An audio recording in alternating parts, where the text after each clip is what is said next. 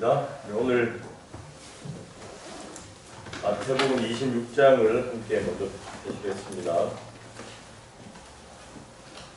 마태복음 26장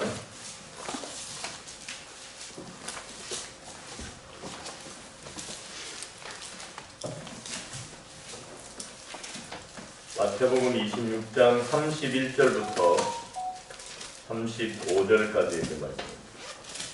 마태복음 26장 31절에서 35절까지 있습니다. 하나씩 하겠습니다. 때에 예수께서 제자들에게 이르시되 오늘 밤에 너희가 다 나를 버리리라. 기록된 바 내가 목자를 치리니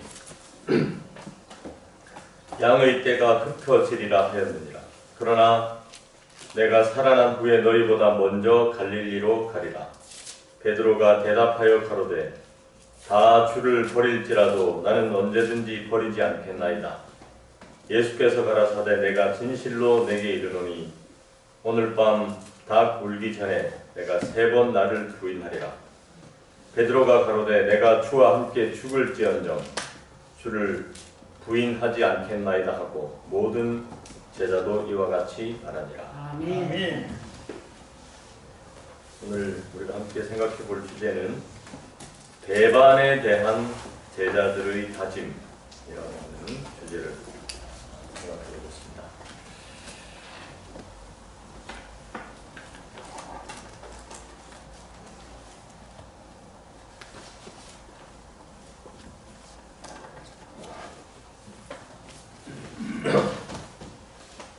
제자들에게 예수님이 지금 뭘 말씀하신 거예요?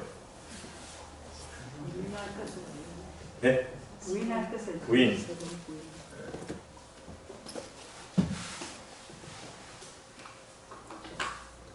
이게 다른 내용 같으면 제자들이 수용하고 받아들일 수 있는데 지금 제자들은 얼마 동안 예수님을 따른 겁니까? 3년 반. 네, 3년 반 동안 따랐어요. 근데 3년 반 동안 중간에 상당히 많은 사람들이 떠나간 사건들도 있었습니다. 떠나간 사건들도 있었고, 그럴 때마다 끝까지 예수님 곁을 지켰던 사람들은 누구였는가 하면 제자들이었어요. 그런데 그 12명의 제자들에게 예수님이 뭐라고 말씀하시는가 하면 오늘 밤에 너희가 다 나를 버리리라. 이게 무슨 얘기냐 하면 여러분이 이렇게 지금 화요일 저녁에 나오시는 분들이 우리 덕천교회 최후의 보류 마지막 희망이신데 제가 다음 주부터 여러분들 아무도 교회로 안 나올 겁니다. 이렇게 제가 얘기한다면 다음 주부터 여기 있는 분 한 분도 교회를 안 다니실 겁니다. 그럼 여러분 생각이 무슨 생각이 들까요? 아니야. 얘들과 똑같은 말을 하죠. 그렇죠. 내가 지금 여기 덕천에 다닌 횟수가 얼만데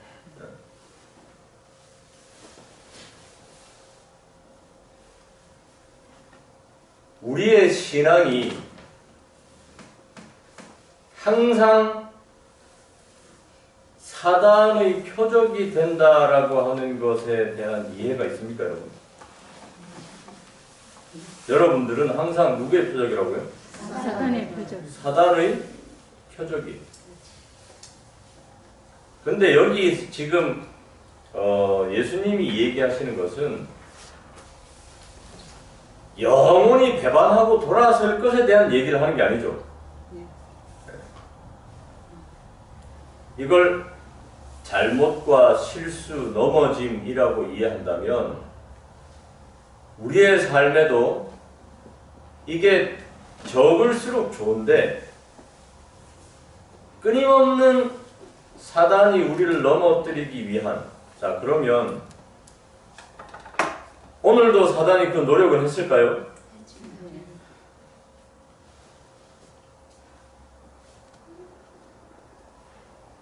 오늘도 사단이 여러분을 넘어뜨리기 위한 노력을 했겠죠. 네. 그래서 여러분이 이기셨습니까? 아멘. 네, 감사합니다. 내일도 할까요, 사단이? 네. 언제까지 할까요? 죽을 때까지. 여러분이 넘어질 때까지 할 거예요. 그러면 예수 믿는 일이 우울해져요. 뭐 맨날 사단의 표적이 돼가지고 이거 예수 죽을 때까지 이 팔자면은 예수 믿는 게 하나도 재미가 없죠. 사단이 그냥 참 그럴 때가 많아요. 그래 내 딴짓거리 할 때가 많고. 아, 그래가 딴짓거리 할 때가 많다고요.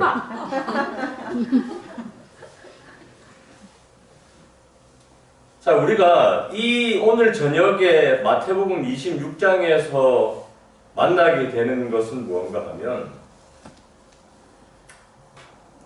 예수님은 항상 우리의 시험에 대해서 경고하셨고 준비하라고 하셨죠. 이걸 그러니까 넘어져라가 아니고 사단이 우리를 넘어뜨리기 위한 노력을 하고 있으니까 뭐 하라고요? 대비하고 준비하라고.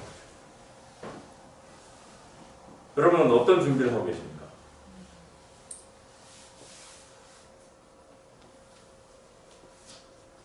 예수님이 분명한 경고를 하셨어요. 오늘 밤에 너희가 다 나를 버리리라. 그런데 제자들이 뭐라고 반응했는가 하면 다 주를 버릴지라도 나는 언제든지 버리지 않겠나이다. 이 베드로가 한 대표적인 이야기가 그 말이 제 말입니다. 이 제자들이 다 똑같이 얘기를 했어요. 다 내가 주와 함께 죽을지언정 주를 부인하지 않겠나이다 하고 모든 제자도 이와 같이 말합니다. 모든 제자도 요즘 절대로 그런 일 없습니다.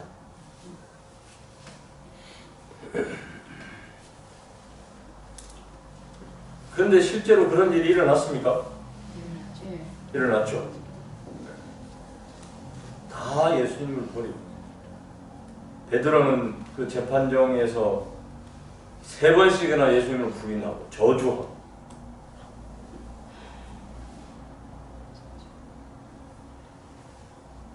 그럼 우리가 절대로 잊지 말아야 될 것은 뭐냐면 사단은 우리를 절망하게 하기 위한 노력을 한순간도 쉬지 않는다고. 우리를 절망하게. 왜 그런가 하면 계속적으로 주저앉다 보면 언젠가는 포기한다는 걸 사단이 알아요.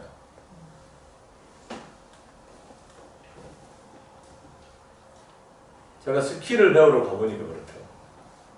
그러면 스키는 어떤 사람은 못 배우는가 하면 자꾸 넘어지는 게 겁나는 사람은 못 배워요. 그래서 나이 들어서 배울 수 없는 게 스키입니다. 왜냐하면 나이 들면 뭐가 겁나는 거예요? 넘어지는 게 겁나고.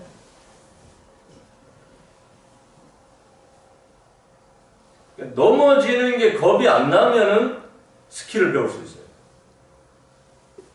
근데 그거는 언제 제일 그런 겁이 없는가 하면 초등학생들이 그런 겁이 없어요. 수백 번 넘어져야 돼요. 조금 가다가 꽝, 조금 가다가 꽝, 조금 가다가 꽝. 근데 거기서 아 이거 못하겠다 하고 접어버리면 스키를 못 배우는데 근데 신앙에도 마찬가지예요. 조금 가다가 꽝, 조금 가다가 꽝, 조금 가다가 꽝 하다 보면 그 꽝, 꽝, 꽝, 꽝의 데미지가 축적되면 우리는 신앙생활을 계속 내가 해야 되나? 라는 회의가 듭니다.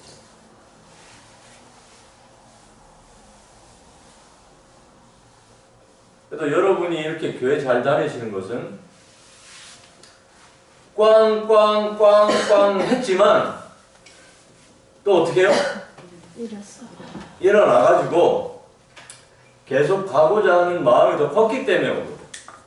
그런데 중간에 관둔 사람들은 왜 관뒀어요? 이게 꽝꽝꽝꽝 이게 자꾸 반복되다 보니까 이 데미지가 너무 커 보여가지고 사단이 그걸 알기 때문에 우리를 매일 자꾸만 넘어뜨리려 하죠. 매일. 자기를 보고 말하고요. 실망하고. 자기를 보고 실망. 그래서 호언장담할수록 사단이 기뻐해요. 그래. 내가 주와 함께 죽을지언정 그런 일은 없을 그런 얘기만 해라. 너는. 내가 보기 좋게 넘어뜨려 줄 테니까 내가 절대로 그렇게 주님을 부인하는 일은 없습니다. 이런 호언장담만 해라. 제자들이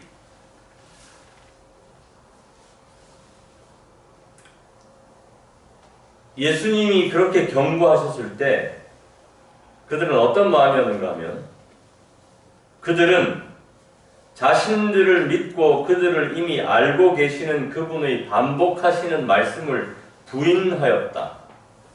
누구를 믿고? 자신들을 믿고. 이게 하와가 선악과 나무 앞에 섰던 마음. 그럼 선악과는 뭐라고 예수님 하나님께서 경고하셨는가 하면 뭐 하지도 말라? 보지도 말라. 보지도 말, 아예 보지도 말라. 근데 하와가 그 나무 앞에까지 갔을 때는 무슨 마음이었을까요? 내가 그런데 현혹될 만큼 어리석지가 않다. 왜냐? 난 교육을 많이 받았어. 하나님으로부터 교육을 많이 받았으니까 내가 그런데 현혹될 거라고 자기 자신을 과신했어. 오늘 우리가 넘어지는 이유는 뭐냐면 대부분의 이유는 내가 술자리 같은 데 가서 내가 뭐 넘어질 것 같지 않아.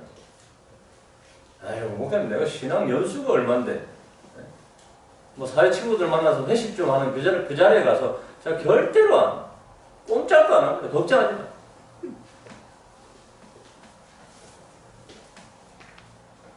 그런 자신감. 우리가 신앙생활을 해나가면서 맞닥뜨리게 되는 우리를 넘어뜨리기 위한 사단의 많은 장치들 앞에 너무 자신만만하게 살아요. 아유, 뭐 그만한 일에 제 신앙이 마이너스 되지 않습니다. 많은 사람들이 코로나가 왔을 때 그런 자부심이 있었어요. 아유, 뭐 코로나 좀 온다고 해서 우리 신앙이 흔들릴까 봐. 걱정 없습니다. 뭐 영상으로 예배 드리고 뭐 다 방법이 있습니다. 너무 자신만만했어요. 그러다 보니까 신앙의 근원이 흔들리기 시작해요.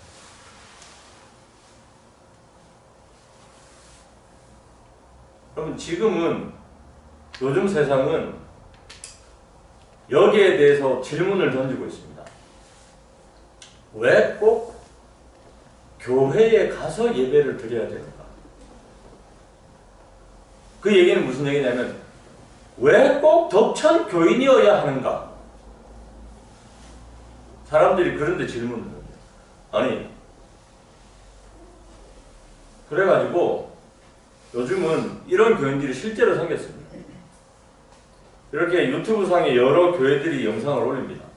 그러면 그 중에 하나를 택해서 내가 오늘 이 교회에 참여해야 되겠다. 집에서 그렇게 참여를 합니다.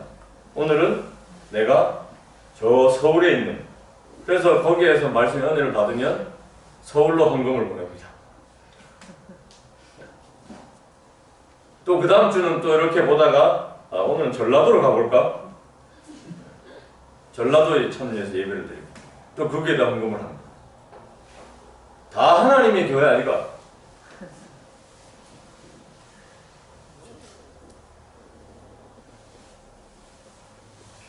그럴듯한데 뭐가 문제예요? 교회를 안 나가도 된다. 교회를 안 나가도 된다. 라고 하는 사상이 교묘하게 스며듭니다. 그러니까 그분들은 뭐라고 얘기하냐면 교회를 안 나갔더니 마음이 너무 편하다. 왜? 꼴보기 싫은 사람들 안 봐도 내가 품성 변화의 결정적인 방해는 교인들이 없고 내가 교회를 안 나가고 난 다음부터 내가 품성 변화가 됐다. 화낼 일이 없어졌다. 이게 교묘하게 사단이 우리를 부추기는 자신감이에요. 자신감. 그들은 자신들을 믿고 그들을 이미 알고 계시는 그분의 반복하시는 말씀을 부인합니다. 그럼 우리 교회가 하나님이 우리에게 주시는 경고의 기별들이 있습니다. 가장 대표적인 경고의 기별은 뭡니까? 시대 새 천사의 기별 가운데 이 시대를 향한 하나님이 가장 강력하게 외치셨던 경고의 기별은 모이기를 행하지만 네, 새 천사의 기별 중에 도시를 떠나라. 여러분 화이트부인을 통해서 정말 시급하고 간절하고 아주 반복적으로 강하게 화이트부인이 기별을 경고의 기별을 주셨어요. 왜 주셨는가 하면 이 도시의 악한 감화력으로부터 우리의 자녀들을 보호하라는 것이었어요. 근데 우리는 상당히 자신이 있었어요. 에이, 가정에서 예배 잘 드리고 하면 돼. 다니엘은 뭐 어디 시골에 살아서 바벨론 도시 한복판에서도 하나님의 뜻을 그러니까 성경에 기록이 되죠. 다니엘 같은 사람. 명백한 하나님의 경고의 기별이 있으면 우리는 어떻게 되는가 하면 그거를 수용하고 받아들일 준비가 좀 필요합니다. 자신감으로 나하고는 관계없는 길, 이거는 나하고는 관계없는 얘기고 나하고는 관계없는 기별이야가 아니라 철저하게 하나님이 나에게 주시는 경고의 기별로 받아들이는. 하나님이 건강개혁의 기별을 주셨어요. 경고로. 이거는 우리 하나님의 백성들이 건강하게 잘 살라고 그것만 위해서 주신 게 아니었어요. 하나님의 기별에 대한 민감성을 가지라고 주셨어요. 하나님의 이 기별에 대한 민감성을 가지라고 건강개혁의 기별을 주셨어요. 근데 사람들이 이것을 무시하면서 무슨 문제가 생겼는가 하면 하나님의 기별에 대한 민감성이 둔감해지기 시작했어요. 와우, 안식일날 교회 나가면 되지. 그리고 저녁 집회율이 추락하기 시작했어요. 네, 자신이 있었어요. 내가 이런다고 해서 신앙을 떠날 사람이 아니야. 내가 이런다고 신앙을 멀리할 사람이 아니야. 그러면서 상당히 많은 신앙 부분들을 타협하기 시작했어요.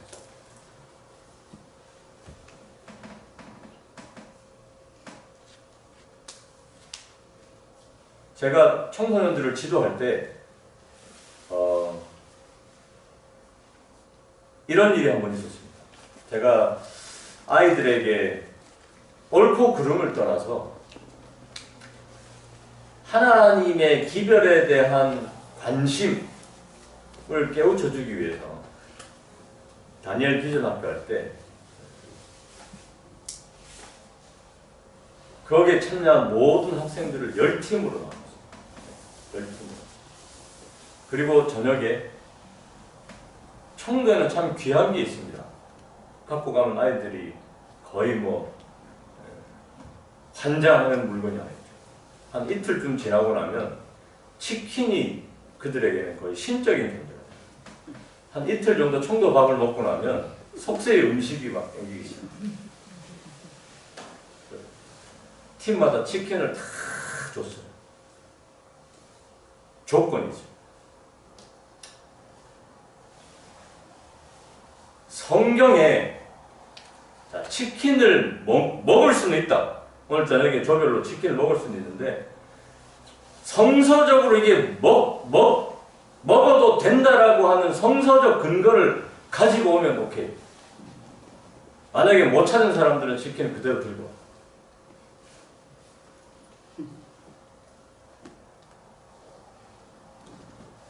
열 팀 중에 그러한 다음에 1시간을 줬어요. 조별로 다 방망이에 다 들어가서 자 치킨을 먹되 성서적인 근거를 찾아오는 팀은 오케이.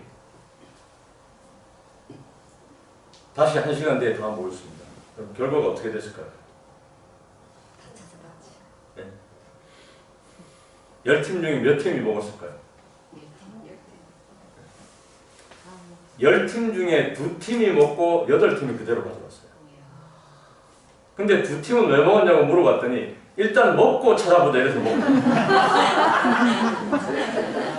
이게 찾고 먹기에는 너무 이게 자극이 유혹이 심하니까 야 모르겠다 일단 먹고 찾자. 그래서 2팀은 먹고 나머지 8팀은 그대로 뒀어요. 그래서 제가 아이들 보는 앞에서 그 8팀의 치킨을 그대로 쓰레기통에 다 버렸어요. A팀 팍 들어갈 때는 아이들이 B팀. 제가 아이들에게 그랬어요. 먹고 안 먹고를 논하고 싶진 않다. 그러나 여러분의 행동에 성서적인 근거를 좀 찾았으면 좋겠다. 학생들에게 그 시간에 제가 가르쳐주고 싶은 메시지인 거죠. 여러분들은 재림교인입니다. 재림교인은 자기 행동의 근거를 성경에서 찾는 사람입니다. 우리도 우리의 행동의 근거를 말씀에서 찾는 노력을 게을리하면 그 다음에 이 제자들처럼 시련이나 시험에 맞닥뜨려지게 되면 우리는 굴복하고 말합니다. 그래서 우리는 항상 오늘을 살지만 내일을 준비하는 사람들, 내일에 뭘 준비하는 사람들인가? 내일의 시험을 준비하는 사람들, 내일의 사단에 우리를 무너뜨리기 위한 그 공격을 준비하는 사람. 왜 제자들이 실패했는가? 첫 번째는 경고에 유의하지 않았다. 예수님이 경고했어요. 근데 그들은 경고에 유의하지 않았습니다. 그러나 그들은 깨어 있어 기도하라고 반복하여 경고하신 말씀에 유의하지 않았다. 그러면 시험이 닥칠 때는 이미 늦어요. 시험이 닥칠 때는 이미 늦습니다. 그래서 시험이 닥치기 전에 우리가 깨어서 준비하는 과정이 필요한 거죠. 시련이 닥칠 때는 이미 늦어요. 시련이 닥치기 전에 준비하는 과정이 필요한 거죠. 오늘 우리는 이 시대를 향한 경고에 대해서 어떠한 자세로 서 있는가 한번 자신을 살펴볼 필요가 있습니다. 나는 이 시대에 하나님이 경고하시는 그 수많은 경고의 기별 앞에 어떤 자세로 내가 서 있는가?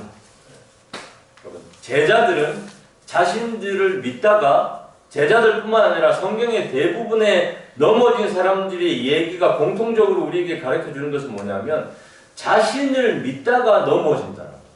자신을 믿다가 넘어진다. 나는 괜찮을 것이다. 아, 나는 교회를 30년 다녔으니까 나는 괜찮다.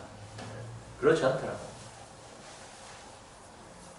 예수님의 최측근이었던 제자들마저도 예수를 다 버리고 도망갈 만큼 시련은 혹독하게 우리에게 다가옵니다. 2023년을 우리가 준비하고 있습니다. 2023년 우리에게 준비하고 있고 2023년이 우리가 만약에 다른 해보다 더더욱 교회와 내 신앙과 하나님 중심으로 2023년을 설계한다면 내가 이전에 받았던 것보다 훨씬 더 많은 사단의 공격을 준비하고 그런데 그럴 때마다 우리는 패배를 두려워할 필요는 없습니다. 왜냐하면 예수님이 선언하셨죠. 담대하라. 내가 세상을 이기었노라. 하나님은 왜 우리에게 이런 걸 허락하시는가 하면 우리에게 무엇을 경험케 해주시고자 하면 승리를 경험케 해주시고자 합니다. 우리를 패배시켜서 낙담시키려고 하는 그것은 사단의 전략이지만 하나님의 편에서는 그것을 역이용해서 우리에게 승리를 경험토록 하기 위한 하나님의 섭리가 그 속에 담겨져 있다라고 합니다. 그러니까 시련이 올 때마다 어려움이 닥칠 때마다 우리가 감사해야 될 것은 뭐냐면 하나님이 나에게 또 다른 승리를 경험케 하시는구나 하는 마음으로 준비하는 과정이 필요합니다. 그래서 예수님이 제자들에게 겟세마네 동산에 가시면서 이 얘기를 하셨고요. 겟세마네 동산에 최후의 만찬 석상에서 일어나셔서 겟세마네 동산으로 가다가 오늘 밤에 너희가 다 나를 팔리라 말씀하셨고 겟세마네 동산에 도착하시고 난 다음에는 뭐라고 말씀하셨는가 하면 시험에 들지 않게 깨어있어 기도하라. 그것이 예수님의 당부이셨어요. 그러면 뭐 할 수 있다? 승리할 수 있다. 그럼 오늘 우리에게 많은 시련이 있지만 예수님의 답변은 뭔가 하면 승리할 수 있다. 사단은 우리를 넘어질 때까지 공격하겠지만 예수님은 우리에게 그러나 내가 내 믿음이 떨어지지 않기를 위하여 기도하였노니 라고 하는 단서를 우리에게 주시는 겁니다. 경고에 유의하지 않았던 제자들의 잘못과 어리석음을 우리가 발판 삼아서 다시 한번 우리는 경고에 유의하지 않은 어리석음을 반복할 것이 아니라 하나님께서 경고하시는 경고에 촉각을 세우고 그 다음에 예민하게 영적인 반응이 필요하겠다는 거예요. 두 번째, 그들은 깨닫지 못했습니다. 그들은 시험을 물리치기 위하여 깨어서 열심히 기도를 할 필요가 있음을 깨닫지 못하였다. 시험을 물리치기 위하여 깨어서 열심히 기도할 필요가 있음을 뭐 그 정도까지 할 필요가 있나? 그 정도까지.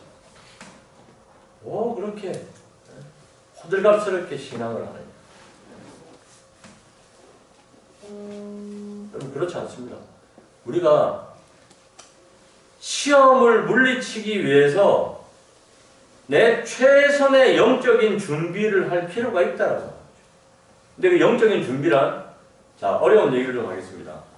내 신앙의 틀을 규정하지 않는 삶. 무슨 얘기냐? 내가 이제까지 30년을 요런 신앙의 바운더리 안에서 살아서 문제가 없었기 때문에 앞으로도 문제가 없을 것이다. 이게 아니고요. 신앙은 끊임없는 진보가 있어야 돼요. 올해 2022년도보다는 2023년도에 더 나은 신앙의 진보가 나에게 필요한 거죠. 올해 열심히 성경을 읽었다면, 올해 열심히 말씀 30이라는 캐치플레이 아래 열심히 성경을 통독했더라면 내년에는 어떻게 해야 돼요? 더 열심히. 성경만 봤다면 내년에는 연애신도 봐야겠죠. 그런 신앙의 진보가 필요한 거죠. 우리가 그렇지 않으면 어느 순간에 사단이 가져다주는 시련의 물속에 휩싸여가지고 떠내려가 버립니다. 그래서 예수님이 경고하셨다. 근데 그렇게 한번 떠내려가는 것은 우리의 신앙생활을 엄청나게 후퇴하게 만들어버리기 때문에, 그래서 다시 이곳까지 돌아오기에 너무나 많은 에너지와 시간이 소모되기 때문에, 예수님께서 성전에 올라가셨을 때에 예수님의 부모들이 예수님을 잃어버렸어요. 중간에. 예수님을 잠깐 잃어버렸어요. 한눈에 잠깐 정신 차리고 보니까 예수님이 없다는 걸 알고 난 다음에, 그 다음에 여러 날을 예수님을 찾아서 헤맸습니다. 그걸 영적으로 할 뿐이 뭐라고 얘기했는가 하면, 한순간 예수님을 우리 시야에서 놓치면 다시 예수님을 찾기 위해서 여러 날이 소요되는 것처럼 우리가 한순간도 예수님을 놓치지 않기 위해서 노력이 필요하다. 그 얘기를. 우리가 한순간도 예수님을 놓치지 않기 위한 노력들이 우리에게 필요하다라고. 제자들이 왜 깨닫지 못했는가 하면 다른 곳에 관심이 집중되어 있었습니다. 누가 더 높냐? 하나님 나라의 오른편에는 누가 설 것이냐? 이런 데만 그들의 관심이 집중되어 있어서, 그래서 예수님이 경고하셨던 그 경고의 내용에 대해서 무관심했어요. 오늘 우리가 정말 관심을 가져야 될 것은 어떤 사실들이에요?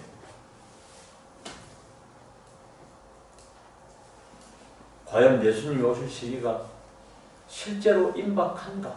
이런 데 우리의 관심이 집중되어야 되죠. 그 임박한 예수님의 재림을 위해서 내가 준비가 되어 있는가? 이런 데 우리의 관심이 집중되어야 되죠.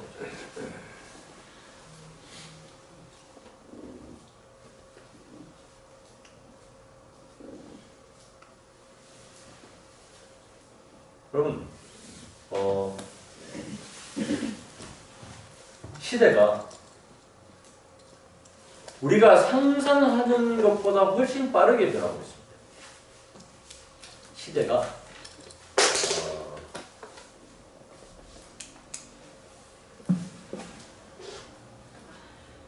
옛날에는 기술력이 생활을 앞지르지 못했어요. 그래서 기술의 발전이 되게 느렸어요. 기술의 속도가 생활을 앞서지 못했던 게 어느 순간에 이게 역전돼서 이제는 생활이 기술을 따라가지가 못해요.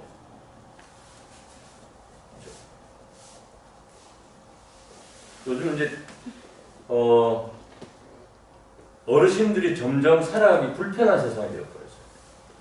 식당에 가도 주문받는 사람이 없어요. 그죠? 웬만하면 요즘은 기계 앞에 가서 이렇게 주문을 이렇게 해야 되거든요. 이게 뭐냐면 이미 생활이 기술이 생활을 훨씬 앞질러 버렸어요.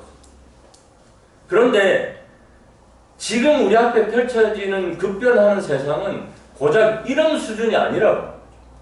이런 수준이 아니에요. 이런 수준이 아니고 상상치도 못하는 세상으로 향해서 이 세상이 내리달리고 있다 보니까 사람들이 어디에 무관심해지기 시작했는가 하면 하나님 왕국과 하나님 나라에 대해서 무관심해지기 시작했어요. 왜?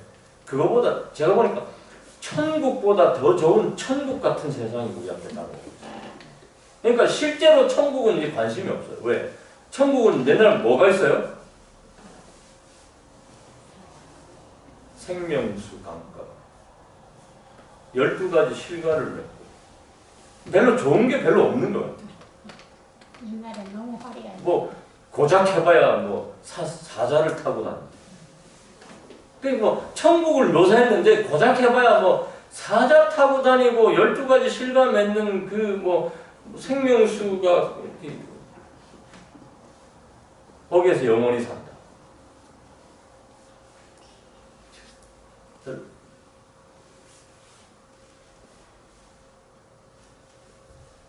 그럼 최근에 사우디아라비아에서 전 세계를 깜짝 놀래키는 어떤 프로젝트를 하나 밝혔어요. 네움시티라고. 자동차가 필요 없는 도시를 만들었다.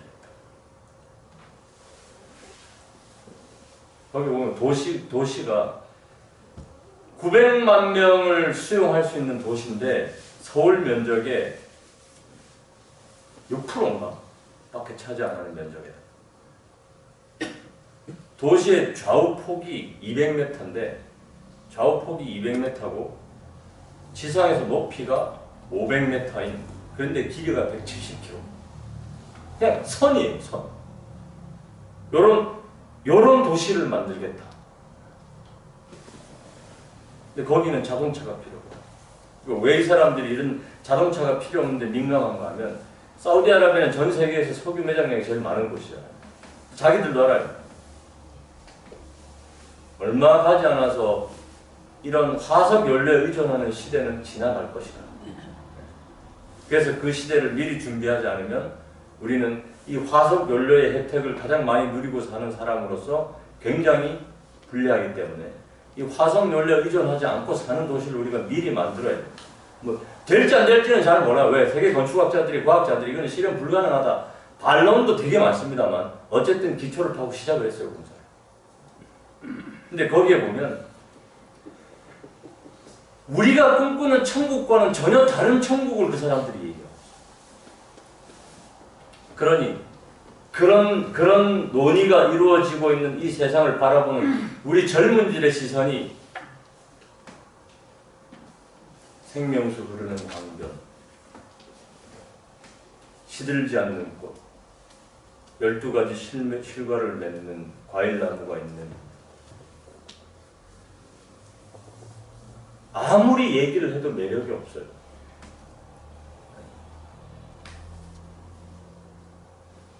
이 사람들은 그래서 아직까지는 우리가 사는 이 시공간이 평면, 이 2차원적인 틀을 못 깨고 사는데 이 사람들은 우리는 3차원의 공간을 그리겠다. 무슨 얘기냐면 다른 곳에 관심이 집중되도록 세상이 우리의 시야를 자꾸만 트는 거예요. 다른 곳에. 이 교회가 하나님, 십자가 이런 얘기를 하는 동안에 세상은 다른 얘기를 하는 거예요. 다른 얘기. 끊임없이 다른 얘기. 전기차. 여러분, 불과 몇 년 전만 하더라도 기름이 안 들어가는 자동차가 다닐 거라고는 아무도 상상도 안 했어요. 기름 없이 어떻게 자동차가 다니나. 그죠? 근데 지금은 기름 한 방울 없이 다니는 자동차가 다녀요. 그죠? 그런 자동차가 다니는 세상에서 제가 기사를 보니까 조금 있으면 하늘을 나는 자동차가 상용화될 거랍니다. 이제 더 이상 땅으로만 다니는 세상은 끝났어요. 이 평면, 2차원적인 사고는 끝났습니다. 이제 3차원의 사고 속에서 우리 다음 세대들은 살겠죠. 하늘을 날면서. 그 하늘을 나는 세상을 꿈꾸고 사는 이 사람들에게 우리가 이 지금 십자가, 예수님 이런 얘기가 무슨 흥미거리고 관심거리겠냐. 끊임없이 사단은 우리의 주의를 다른 곳에 집중시키기 위한. 그래서 오늘 우리의 관심사가 어디인가? 오늘 우리의 관심사는 어디로 집중되어야 된다? 예수님의 십자가로 우리의 관심이 집중되어야만 한다. 그렇지 않으면 우리에게는 정말 희망이다. 내 최고의 관심사가, 내 일생일대를 다 바친 최고의 관심사가 내 구원의 문제요, 나를 구원하신 하나님에게 집중되지 않으면 우리는 어느 순간 무너지고 넘어지고 좌절하게 될 수밖에 없다라고. 그러나 제자들은 자신들을 의지하였다. 그들은 그리스도께서 권고하신 대로 강한 조력자를 바라보지 않았다. 그리하여 구주께서 그들의 동정과 기도를 가장 필요로 했을 때 그들은 잠자고 말았다. 오늘 우리가 정말 바라봐야 될 것은 뭐냐면 내 삶을 승리로 이끌어주는 우리의 강한 조력자를 바라봐야 돼요. 여러분, 여기 이제 제일 중요한 얘기를 말씀드리고 결론을 맺으려고 합니다. 내가 나를 돕지 않으면 누구도 나를 도울 수 없어. 무슨 얘기냐? 내게 의지가 없는데 하나님도 도울 수가 없어요. 먼저는 내게 의지가 필요해.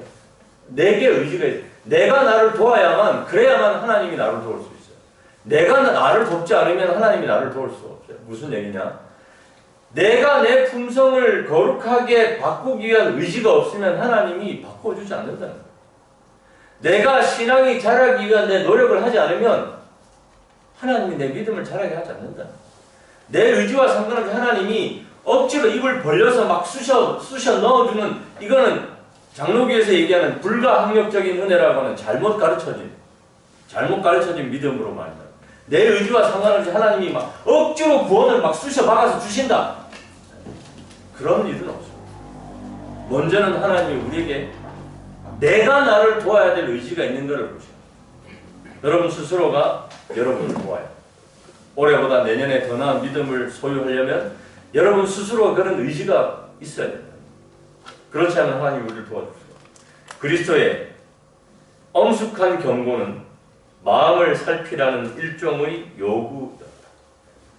예수님이 이렇게 제자들에게 엄숙하게 경고하셨던 것은 뭐냐면 마음을 살피라는 일종의 요구였다.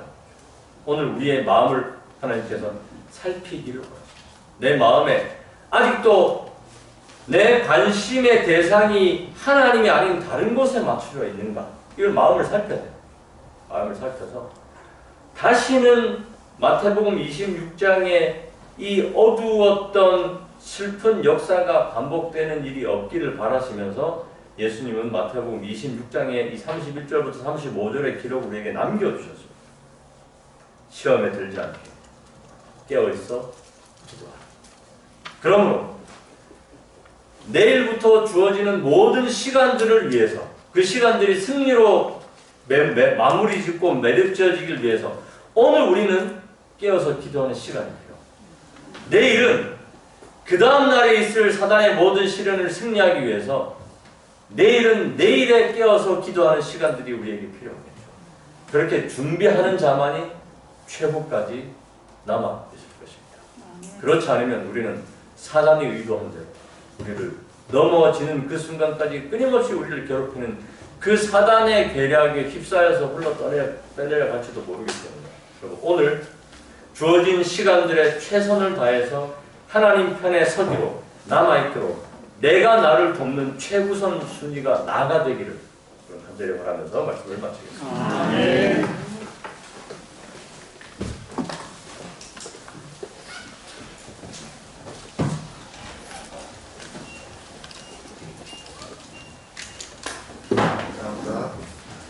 수능 찬미 515장입니다. 515장 보겠습니다.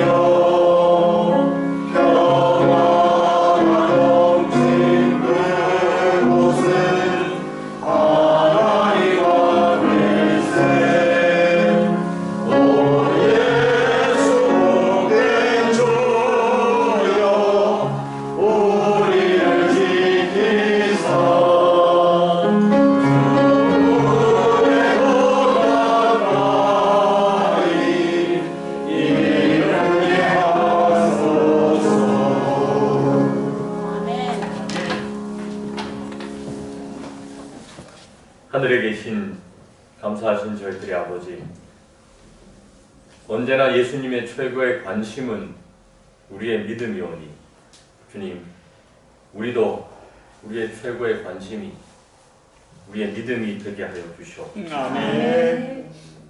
그래서 예수님은 언제나 우리의 믿음이 떨어지지 않기를 위하여 기도한다고 약속해 주셨사오니 우리도 또한 우리의 믿음이 떨어지지 않기를 위해서 날마다 아버지께 매어 달리는 저희 모두가 되게 하여 주시옵소서. 아멘. 믿음이 이기는 것이오니 주님, 이 어두운 세상을 우리가 믿음으로 승리케 하여 주시옵고 아멘. 사단의 모든 괴계를 능히 소멸할 수 있도록 날마다 새 믿음을 저희 모두에게 허락하여 주셔서 아멘. 이 덕천교회에서는 단 한 사람도 믿음의 시험으로 좌절하는 일이 생기지 않도록 주님 은혜를 더하여 주시옵소서. 아멘. 날마다 승리를 보장하셨고 보증하셨고 그 승리를 경험케 하시기 위한 하나님의 섭리를 우리가 잘 알고 배워서 주님 매일매일 승리만 거듭하는